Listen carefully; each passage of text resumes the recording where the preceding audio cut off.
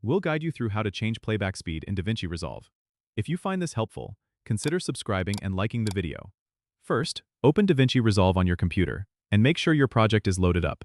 You need to be in the Edit page, which you can access by clicking the Edit tab at the bottom.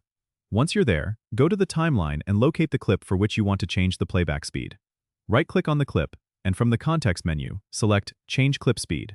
A dialog box will pop up, and here you can see a field labeled Speed. By default, it will be set to 100%, which is the normal speed. To speed up the clip, increase this percentage, and to slow it down, decrease the percentage.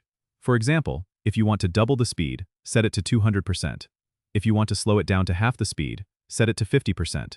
You can also check the reverse speed option if you want the clip to play backward. Once you've entered your desired speed, click Change. You'll notice the clip's length in the timeline adjusts according to the speed change. Another quick tip: you can use the R-Time controls for more dynamic speed adjustments. Simply right-click on the clip and choose R-Time controls from the menu, which will allow you to add speed points for varied speed changes throughout the clip. This is super handy for creating more complex speed effects. Don't forget to subscribe and comment if this helped you out.